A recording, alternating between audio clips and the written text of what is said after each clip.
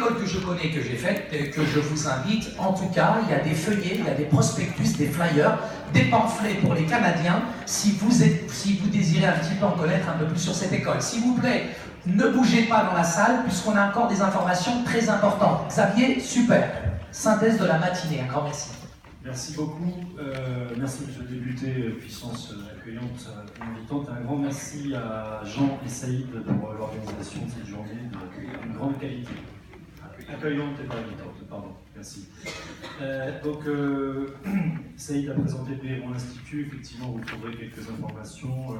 Notre objet de former les personnes en responsabilité en France sur les religions, sur la laïcité. Évidemment, une formation la plus objective possible qui est soutenue et sous l'égide de l'État et des représentants des cultes en France. Le but, c'est d'avoir des instituts, bien sûr, mais de faire la synthèse de cette matinée extrêmement riche. Je vais me permettre de commencer par regrouper un tout petit peu les deux interventions de Jean Maher et de Père Mourad, avec des choses qui convergent énormément, puisque déjà on parle du même pays, l'Égypte, qui est donc un pays multiculturel, où musulmans et chrétiens vivaient ou vivent en paix, en tout cas dans les écoles telles que vous l'évoquez. Et vous évoquez donc, Jean a rappelé assez longuement l'histoire de l'Égypte sur 150 ans, qui a été une histoire assez apaisée, avec une sorte de laïcité à la française qui s'est mise en place. Donc le respect de tous, une certaine séparation de l'Église et de l'État, c'est le principe de base.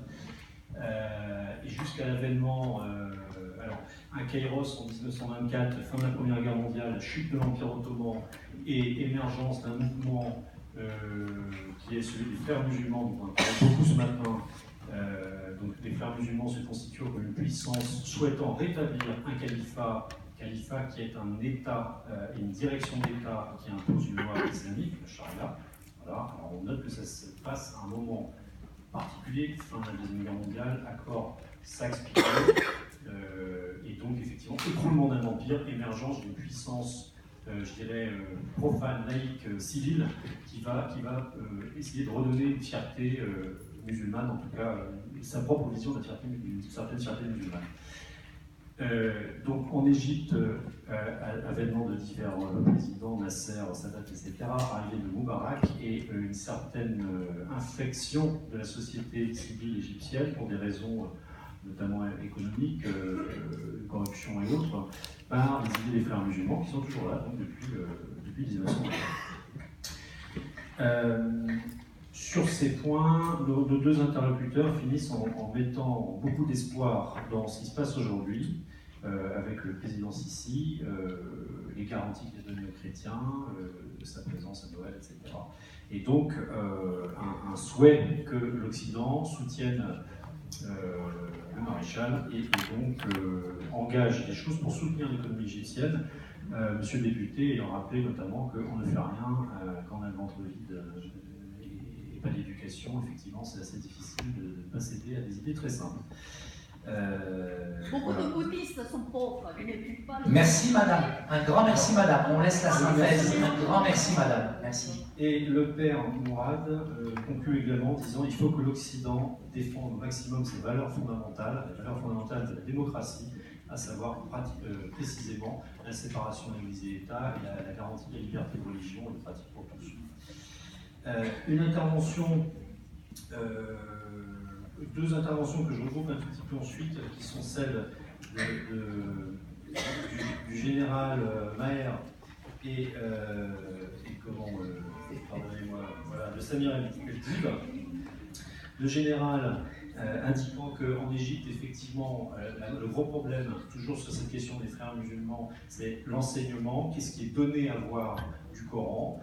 Le général rappelle précisément que le problème n'est pas l'islam, mais la façon dont l'islam est enseigné, ce qu'on dit de l'islam et ce qu'on dit dans les universités musulmanes, ce qu'on a laissé dire sur l'islam et ce qu'on laisse dire encore aujourd'hui à travers notamment le livre que vous avez évoqué, le livre qui auparavant servait d'enseignement secondaire et qui maintenant est à l'université.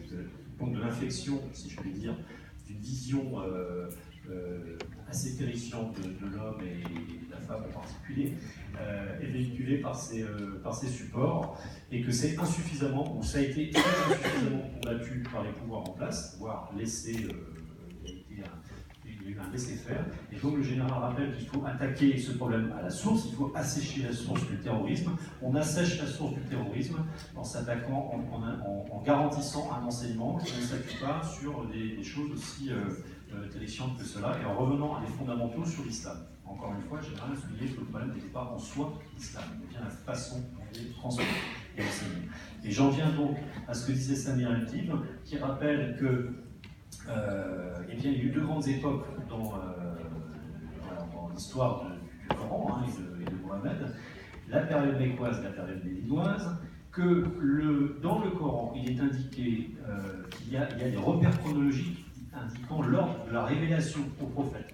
Ça apparaît très explicitement dans le Coran, mais que le Coran lui-même est structuré dans un ordre inverse. En tout cas, que les choses sont mélangées. Pour la petite histoire, c'est structuré, à ma connaissance, selon la façon dont les Perses structuraient les choses, c'est-à-dire du plus long au plus court. Voilà. Alors, qui a mis ça? Donc, alors moi, je n'ai pas la réponse, je vous demanderai aux experts. Ah oui. Ça, c'est une autre question, et ça mériterait une bonne journée d'études, madame, je pense, donc au moins. M. Samir El-Dib souligne qu'effectivement, il y a une partie qui est très proche de la révélation néo-testamentaire. On retrouve, à vrai dire, dans la Bible, ces deux tendances quelque chose d'assez dur, puis quelque chose qui amende ces éléments durs. Et il souligne le fait que dans le Coran, c'est un peu inversé, la période proche du Christ est mélangée, si vous voulez, à la période médinoise, qui est beaucoup plus violente, puisque Mohammed devient un chef militaire et un chef de tribu. Voilà, donc un appel divers exemples qui soulignent tout ça, le passage de humain à croyant, le rôle de la femme, le voile qui dans un cas n'est pas nécessaire et tout d'un coup apparaît, etc. Et donc Samir El-Dib souligne que le meilleur moyen de réformer tout cela, c'est bien de l'intérieur, et qu'il y a un travail exégétique universitaire à faire chez les musulmans eux-mêmes, qui se saisissent de ça pour accepter éventuellement cette remise en ordre, et qu'il y a déjà eu des demandes faites, enfin des propositions faites par des savants, des experts musulmans, notamment le Gandhi musulman, vous avez évoqué Gandhi africain.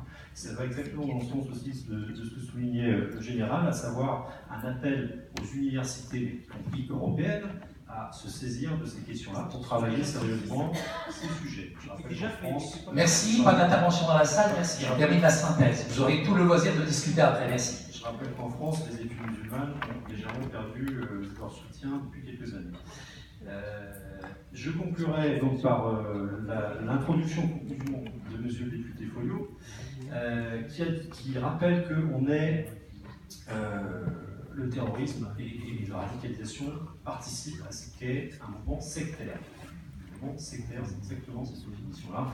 Un repli sur soi, un enfermement, une coupure, on est les seuls au monde à avoir la vérité, etc. Il n'y a pas que l'islam qui vise cela, pour le souligner. Le deuxième point, c'est qu'effectivement, ces radicalisations produisent des conflits asymétriques.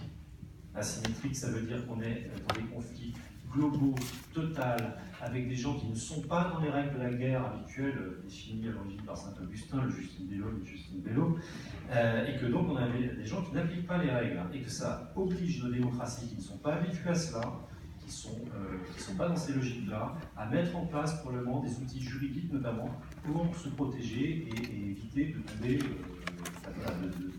de ne pas pouvoir répondre. Par rapport à ça, vous indiquez qu'un certain nombre de choses sont à faire, et vous évoquez un certain nombre d'outils à mettre en place en Occident chez nous, donc vous êtes sur des réponses concrètes chez nous. La première étant, et vous rejoignez le général, la partie éducation, donc développer chez les gens l'esprit critique, de sorte que quand on essaye de leur servir de la soupe, ils comprennent que c'est de la soupe. Le premier point. Le second point, c'est tout ce qui est outils qui est mis en place aujourd'hui, à savoir par exemple la cellule de déradicalisation. Vous émettez un certain nombre de réserves et vous n'êtes pas le seul, sur ces outils.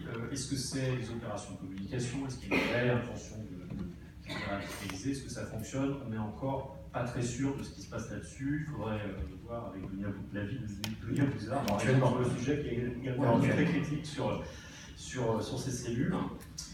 Où va l'argent? qui donne l'argent, etc. Et vous demandez à ce qu'il y ait un contrôle beaucoup plus strict qui soit fait sur ces sujets, ce qui semble en effet tout à fait de bon sens. Vous soulignez aussi l'importance de savoir accueillir les jeunes qui reviennent, la question du retour des jeunes ou de leurs proches. Le fait qu'aujourd'hui les structures de lutte en France sont éclatées, qu'il y a peut-être besoin de rassembler, coordonner, en tout cas beaucoup plus fortement. Et vous concluez sur 2 points. Vous dites il y a un acteur essentiel dans tout cela qui est l'Europe. On ne peut pas fonctionner tout seul sur ce sujet, il faut coordonner au niveau européen, il y a des choses à faire avec nos partenaires. Et 2e point, pour rappeler que, effectivement, s'il y a une problématique liée spécifiquement à ces pensées islamiques extrêmement toxiques qui n'appartiennent pas, donc, qui sont une interprétation très particulière de l'islam, on ne peut pas s'affranchir du contexte géopolitique. Il faut rappeler quand même que l'émergence de Daesh, c'est l'écroulement de l'Irak, et qu'auparavant il y a eu la guerre en Afghanistan et sur la guerre froide. On ne peut pas s'affranchir du contexte géopolitique, on ne peut pas s'affranchir de l'économie et d'une plus juste répartition, de sorte que les populations locales reçoivent précisément éducation et un minimum de confort matériel qui permet de ne pas tomber dans ces excès. Un grand Je vous remercie. On peut l'applaudir et remercier. Ça fait une excellente synthèse. Un grand merci. La parole est à M. Jean-Marc. Bon, je pense que vous êtes fatigué et vous avez certainement faim. Saïd vous dira quels sont les restaurants avec lesquels il a négocié les prix et